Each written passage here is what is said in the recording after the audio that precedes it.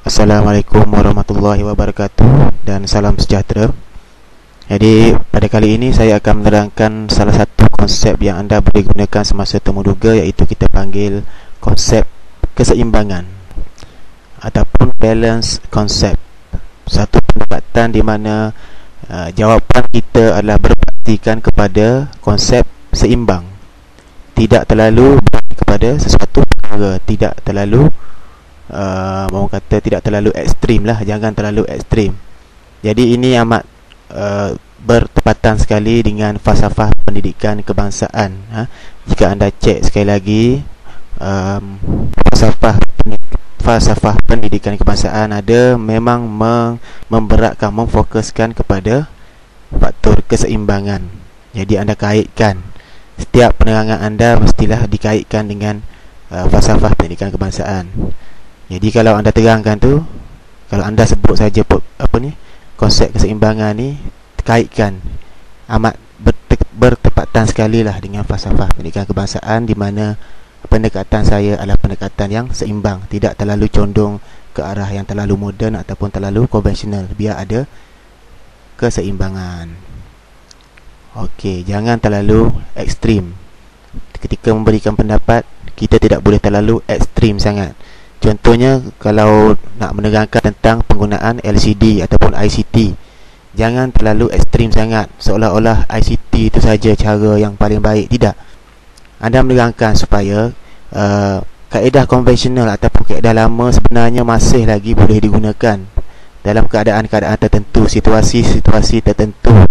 Pendekatan konvensional kadang-kala lebih baik daripada pendekatan yang moden. Jadi kita tidak hanya menyebelah kepada satu pendekatan saja. Kita tunjukkan pro dan kontranya. Pro dan kontranya guna ICT ni, apa pro dia, apa kontra dia. Contohnya, kontranya apabila tiada elektrik di kawasan-kawasan pedalaman yang tiada bekalan elektrik, macam mana kita nak applykan ICT tu? Tu salah satu kontranya. Timbul cabaran, bukan masalah, timbul cabaran. Jadi pro-nya banyak, kontranya juga banyak juga, biar ada balance. Pendekatan kita seharusnya kita bertoleransi lah, bersikap sederhana dalam apa-apa juga pendapat yang kita nyatakan. Okey, seperti juga anda tahu, ataupun falsafah pendidikan kebangsaan ni adalah berkaitan dengan JERIS, iaitu keseimbangan dari segi jasmani, emosi, rohani, intelek dan sosial. Jadi kelima-lima domain utama ni perlulah berada dalam keseimbangan. Tidak boleh jasmani sahaja, emosi tak, rohani kurang, intelek kurang. Dia tak nak, kita tak nak macam tu. Macam ajar PJ je kan, belajar tak. Kalau belajar saja pun tak boleh juga, aspek sosial dan emosi ditinggalkan. Jadi murid itu hanya diajar untuk menjawab soalan ya, tapi bila masuk ke alam dewasa, alam pekerjaan, mereka tak boleh nak bergaul dengan rakan-rakan sekerja. Tidak ada kecerdasan emosi dan sosial pun boleh juga. Jadi di sinilah anda akan menerangkan kesemua sekali aspek-aspek tersebut. Okey, kita akan roll back sekali lagi. Pertama sekali ialah kita akan kaitkan dengan falsafah pendidikan kebangsaan. Kita menekankan konsep keseimbangan. Jangan terlalu ekstrim ketika menjawab soalan. Tunjukkan pro dan kontra. Bersikap toleransi, iaitu sederhana, tidak terlalu ekstrim.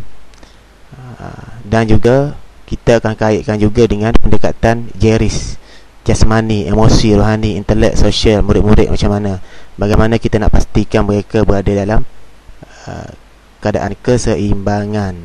Jadi insya-Allah pada posting seterusnya ataupun untuk tutorial seterusnya, saya akan menyentuh berkenaan dengan apa itu multiple intelligence ataupun yang kita kenal sebagai kecerdasan pelbagai.